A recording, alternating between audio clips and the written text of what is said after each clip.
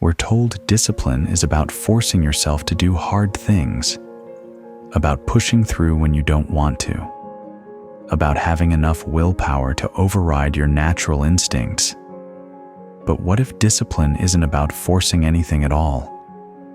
What if the most disciplined people you know aren't actually forcing themselves to do anything? I know this sounds counterintuitive, but stick with me, because this completely changed how I think about getting things done. Somewhere along the way, I realized something. The people I admired most weren't the ones with perfect streaks or impossible routines. They were the ones who just kept showing up, quietly, consistently. Think about the last time you felt like procrastinating. Really think about it. You knew what you needed to do. You might have even wanted to do it, but something stopped you. Have you ever paused in that moment and asked yourself, what's really happening here? Why do I keep doing this to myself? I started paying attention to those moments, and I noticed something. It wasn't that I was lazy or undisciplined. I was just overwhelmed. The thing I was avoiding felt too big, too perfect, too much. When discipline stops being about forcing yourself and starts being about understanding yourself, everything changes. When was the last time you made a plan that actually worked? Not just for a few days, but really worked? Most of us create these elaborate systems and then wonder why we can't stick to them. But here's what I've learned. We're not failing because we lack willpower. We're failing because we're trying to change too much, too fast. Research shows it takes about 66 days for something to become automatic, not 21 days like we've been told. 66 days, and sometimes up to 250 days for more complex habits. But here's the part that changed everything for me.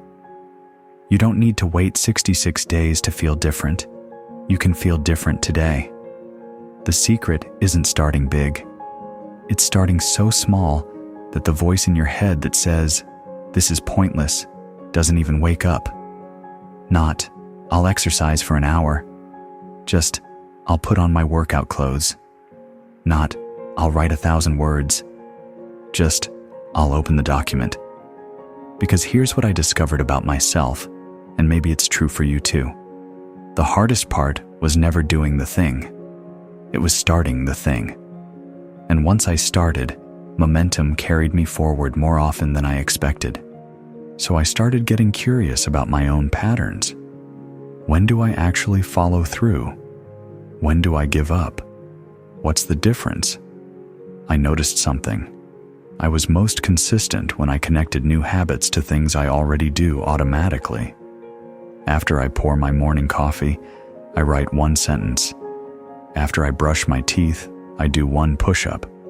After I sit at my desk, I look at my 3 priorities for the day. Nothing dramatic, nothing Instagram-worthy, just small, quiet moments that add up. And here's the thing that surprised me most. I stopped judging myself by how perfect I was and started celebrating how consistent I was. Instead of asking, "Was I good enough?" I started asking, "Did I show up?" Think about your own life for a moment. What's one small thing you could attach to something you already do? What's one thing so small that even on your worst day, you could still do it? Because discipline isn't about forcing yourself to change. It's about creating space for who you're becoming to emerge. And that person? They're already there. They're just waiting for you to show up. Here's what I want you to know. You're not lazy. You don't lack willpower. You just need gentler systems. Pick one small thing. Something so small it feels almost silly. Connect it to something you already do. And then just show up.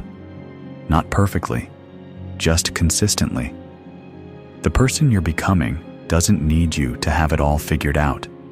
They just need you to take the next small step, and then the next. That's how transformation happens. not in grand gestures, but in gentle, repeated acts of self-trust.